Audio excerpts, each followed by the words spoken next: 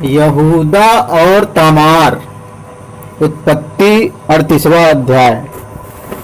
उन्हीं दिनों में ऐसा हुआ कि यहूदा अपने भाइयों के पास से चला गया और हीरा नामक एक अदुल्लमवासी पुरुष के पास डेरा किया।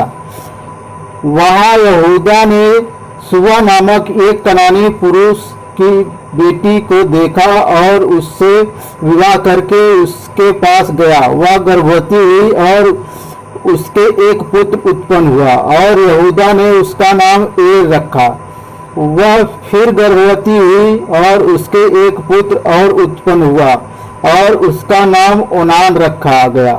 फिर उसके एक पुत्र और उत्पन्न हुआ और उसका नाम सेला रखा गया। और जिस समय इसका जन्म हुआ उस समय यहूदा कजीब में रहता था और यहूदा ने तमार नाम की एक स्त्री से अपने जेठे एर का विवाह कर दिया। परंतु यहूदा का वह जेठा एर यहोवा के लेखे में दुष्ट था, इसलिए यहोवा ने उसको मार डाला। तब यहूदा ने ओनान से कहा, अपनी भौजाई के पास जा और उसके साथ देवर का धर्म पूरा करके अपने भाई के लिए संतान उत्पन्न कर। ओनान जानता था कि संतान मेरी न ठहरेगी, इसलिए ऐसा हुआ कि जब वह अपनी भौजाई के पास गया तब उसने भूमि पर बीज गिराकर नाश किया, जिससे ऐसा न हो कि उसके भाई के नाम से वंश चले।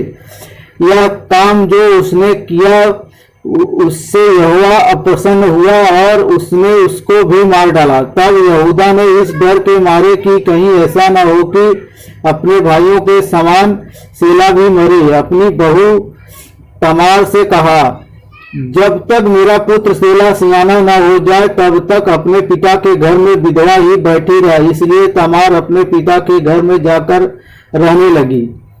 बहुत समय के बीतने पर यहूदा की पत्नी जो सुबा की बेटी थी वह मर गई। फिर यहूदा शोक के दिन बीतने पर अपने मित्र हीरा अदुल्लमवासी समेत अपनी भेड़ बकरियों का ऊन कतरने वालों के पास तिम्नात को गया और तमार को यह समाचार मिला, तेरा ससुर अपनी भेड़ बकरियों का ऊन कतराने के लिए तिम्नात को जा रहा है। तब उसने यह सोचकर कि सेला सियाना तो हो गया पर मैं उसकी स्त्री नहीं होने पाई, अपना विधवापन का पहरावा उतारा और घूंघट डालकर अपने को ढांप लिया और एनाम नगर के फाटक के पास तो तिम्नात के मार्ग में है जा बैठी। जब यहूदा ने उसको देखा उसने उसको बेश्या समझा, क्योंकि वह अपना मुंह ढांपे हुए थी। वह मार्ग से उसकी ओर फिरा और उससे कहने लगा, मुझे अपने पास आने दे, क्योंकि उसे यह मालूम न था कि वह उसकी बहू है। उसने कहा, यदि मैं तुझे अपने पास आने दूं तो तू मुझे क्या देगा? उसने कहा, मैं अपनी बकरियों में से बकरी का एक बच्चा तेरे पास भेज दूंगा। तब उसने कहा, भला उसके भेजने तक क्या तू हमारे पास कुछ रेहन रख जाएगा? उसने पूछा, मैं तेरे पास क्या रेहन रख जाऊं? उसने कहा, अपनी मुहर और बाजूबंद और अपने हाथ की छड़ी। तब उसने उसको वे वस्तुएं दे दी और उसके पास गया और वह उससे गर्भवती हुई। तब वह उठकर चली गई और अपना घूंघट उतार के अपना विधवापन का पहरावा फिर पहन लिया। तब यहूदा ने बकरी का एक बच्चा अपने मित्र उस अदुल्लमवासी के हाथ भेज दिया कि वह रेहन रखी हुई वस्तुएं उस स्त्री के हाथ से छुड़ा ले आए, पर वह स्त्री उसको न मिली। तब उसने वहां के लोगों से पूछा, वह देवदासी जो एनाम में मार्ग की एक ओर बैठी थी कहाँ है? उन्होंने कहा, यहाँ तो कोई देवदासी न थी। इसलिए उसने यहूदा के पास लौट के कहा, मुझे वह नहीं मिली। और उस स्थान के लोगों ने कहा, यहाँ तो कोई देवदासी न थी। तब यहूदा ने कहा, अच्छा, वह बंधक उसी के पास रहने दे, नहीं तो हम लोग तुच्छ गिने जाएंगे। देख, मैंने बकरी का यह बच्चा भेज दिया था पर वह तुझे नहीं मिली। लगभग 3 महीने के बाद यहूदा को यह समाचार मिला, तेरी बहू तमार ने व्यभिचार किया है, वरन वह व्यभिचार से गर्भवती भी हो गई है। तब यहूदा ने उसको बाहर यहूद तब यहूदा ने कहा, उसको बाहर ले आओ कि वह जलाई जाए।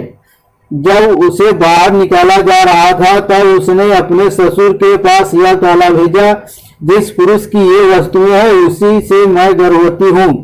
फिर उसने यह भी कहलाया, पहचान तो सही कि यह मुहर और बाजूबंद और छड़ी किसकी है। यहूदा ने उन्हें पहचान कर कहा, वह तो मुझसे कम दोषी है, क्योंकि मैंने उसका अपने पुत्र शीला से विवाह न किया और उसने उससे फिर कभी प्रसंग न किया। Hallelujah, hallelujah. जब उसके जन्मने का समय आया तब यह जान पड़ा कि उसके गर्भ में दूल्हे बच्चे हैं, और जब वह जन्मने लगी तब एक बालक का हाथ बाहर आया और भाई ने लाल सूत लेकर उसके हाथ में यह कहते हुए बांध दिया, पहले यही उत्पन्न हुआ। जब उसने हाथ समेट लिया तब उसका भाई उत्पन्न हो गया। तब उस धाय ने कहा, तू क्यों बरबस निकल आया है, इसलिए उसका नाम पेरेस रखा गया। पीछे उसका भाई जिसके हाथ में लाल सूत बंधा था उत्पन्न हुआ और उसका नाम जेरा रखा गया। उत्पत्ति 39वां अध्याय। यूसुफ और पोतीपर की पत्नी। जब यूसुफ मिस्र में पहुंचाया गया तब पोतीपर नामक एक मिस्री ने, जो फिरौन का हाकिम और अंगरक्षकों का प्रधान था, उसको इस्माइलियों के हाथ से जो उसे वहां ले गए थे मोल लिया। यूसुफ अपने मिस्री स्वामी के घर में रहता था और यहोवा उसके संग था, इसलिए वह भाग्यवान पुरुष हो गया। और यूसुफ के स्वामी ने देखा कि यहोवा उसके संग रहता है और जो काम वह करता है उसको यहोवा उसके हाथ से सफल कर देता है। तब उसकी अनुग्रह की दृष्टि उस पर हुई और वह उसकी सेवा टहल करने के लिए नियुक्त किया गया। फिर उसने उसको अपने घर का अधिकारी बना के अपना सब कुछ उसके हाथ में सौंप दिया। जब से उसने उसको अपने घर का और अपनी सारी संपत्ति का अधिकारी बनाया, तब से यहोवा यूसुफ के कहा उस मिस्री के घर पर आशीष देने लगा। और क्या घर में क्या मैदान में उसका जो कुछ था सब पर यहोवा की आशीष होने लगी। इसलिए उसने अपना सब कुछ यूसुफ के हाथ में यहाँ तक छोड़ दिया कि अपने खाने की रोटी को छोड़ वह अपनी संपत्ति का हाल कुछ न जानता था। यूसुफ सुंदर और रूपवान था। इन बातों के पश्चात ऐसा हुआ कि उसके स्वामी की पत्नी ने यूसुफ की ओर आंख लगाई और कहा, मेरे साथ सो। पर उसने अस्वीकार करते हुए अपने स्वामी की पत्नी से कहा, सुन, जो कुछ इस घर में है मेरे हाथ में है, उसे मेरा स्वामी कुछ नहीं जानता और उसने अपना सब कुछ मेरे हाथ में सौंप दिया है। इस घर में मुझसे बड़ा कोई नहीं और उसने तुझे छोड़ जो उसकी पत्नी है मुझसे कुछ नहीं रख छोड़ा। इसलिए भला मैं ऐसी बड़ी दुष्टता करके परमेश्वर का अपराधी क्यों बनूं? और ऐसा हुआ कि वह प्रतिदिन यूसुफ से बातें करती रही, पर उसने उसकी न मानी कि उसके पास लेटे या उसके संग रहे। एक दिन क्या हुआ कि यूसुफ अपना कामकाज करने के लिए घर में गया और घर के सेवकों में से कोई भी घर में अंदर न था। तब उस स्त्री ने उसका वस्त्र पकड़कर कहा, मेरे साथ सो। पर वह अपना वस्त्र उसके हाथ में छोड़ कर भागा और बाहर निकल गया। यह देखकर कि वह अपना वस्त्र मेरे हाथ में छोड़कर बाहर भाग गया, उस स्त्री ने अपने घर के सेवकों को बुलाकर कहा, देखो, वह एक इब्री मनुष्य को हमारे तिरस्कार करने के लिए हमारे पास ले आया है। वह तो मेरे साथ सोने के मतलब से मेरे पास अंदर आया था और मैं ऊंचे स्वर से चिल्ला उठी और मेरी बड़ी चिल्लाहट सुनकर वह अपना वस्त्र मेरे पास छोड़कर भागा और बाहर निकल गया और वह उसका वस्त्र उसके स्वामी के घर आने तक अपने पास रखे रही। तब उसने उससे इस प्रकार की बातें कही, वह इब्री दास जिसको तू हमारे पास ले आया है, वह मुझसे हंसी करने के लिए मेरे पास आया था और जब मैं ऊंचे स्वर से चिल्ला उठी तब वह अपना वस्त्र मेरे पास छोड़कर बाहर भाग गया। अपनी पत्नी की ये बातें सुनकर कि तेरे दास ने मुझसे ऐसा ऐसा काम किया, यूसुफ के स्वामी का कोप भड़का और यूसुफ के स्वामी ने उसको पकड़कर बंदी गृह में जहां राजा के कैदी बंद थे डलवा दिया। अतः वह उस बंदी गृह में रहा, पर यहोवा यूसुफ के संग संग रहा और उस पर करुणा की, और बंदी गृह के दरोगा के अनुग्रह की दृष्टि उस पर हुई। इसलिए बंदी गृह के दरोगा ने उन सब बंदियों को जो कारागार में थे यूसुफ के हाथ में सौंप दिया, और जो जो काम वे वहां करते थे वह उसी की आज्ञा से होता था। यूसुफ के बस में जो कुछ था उसमें से बंदी गृह के दरोगा को कोई भी वस्तु देखनी न पड़ती थी, क्योंकि यहोवा यूसुफ के साथ था, और जो कुछ वह करता था यहोवा उसको उसमें सफलता देता था। उत्पत्ति 40वां अध्याय। बंदियों के स्वप्नों का अर्थ बताना। इन बातों के पश्चात ऐसा हुआ कि मिस्र के राजा के पिलाने हारे और पकाने हारे ने अपने स्वामी के विरुद्ध कुछ अपराध किया। तब फिरौन ने अपने उन दोनों हाकिमों अर्थात पिलाने हारों के प्रधान और पकाने हारों के प्रधान पर क्रोधित होकर उन्हें कैद कराके अंगरक्षकों के प्रधान के घर के उसी बंदी गृह में जहां यूसुफ बंदी था डलवा दिया। तब अंगरक्षकों के प्रधान ने उनको यूसुफ के हाथ सौंपा और वह उनकी सेवा टहल करने लगा। अतः वे कुछ दिन तक बंदी गृह में रहे। मिस्र के राजा का पिलाने हारा और पकाने हारा बंदी गृह में बंद थे।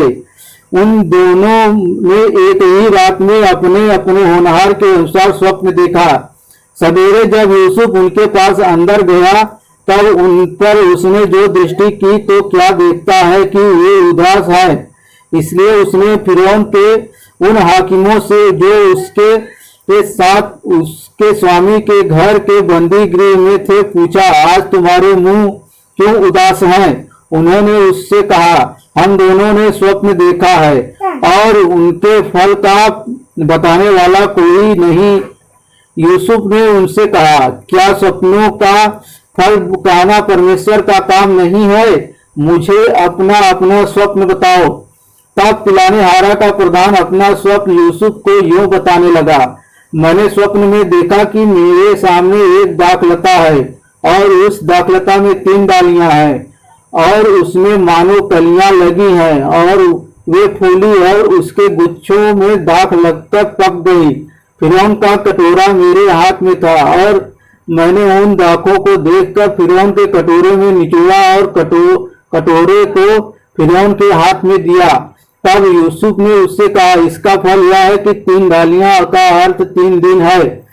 इसलिए अब से 3 दिन के भीतर फिरौन तेरा सिर ऊंचा करेगा और फिर से तेरे पद पर तुझे नियुक्त करेगा और तू पहले के समान फिरौन का पिलाने हारा होकर उसका कटोरा उसके हाथ में फिर दिया करेगा।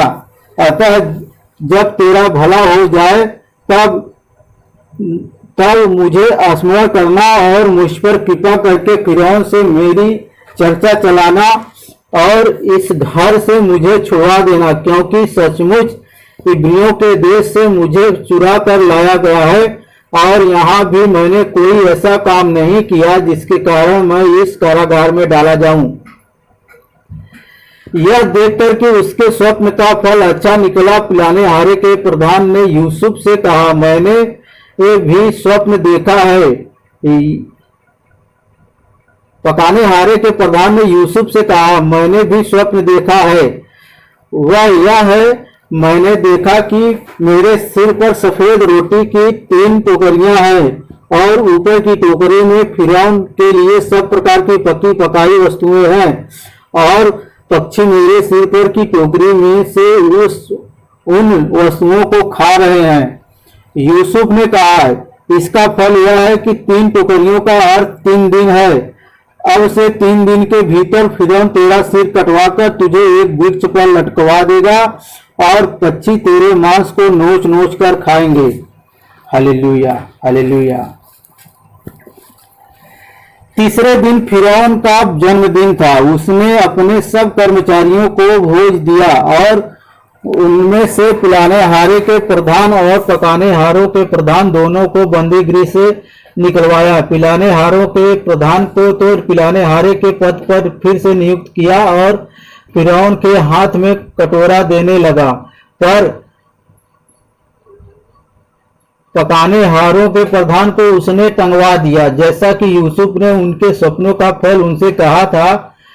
फिर भी पिलाने हारों के प्रधान ने यूसुफ को स्मरण न रखा, परंतु उसे भूल गया। Hallelujah, hallelujah.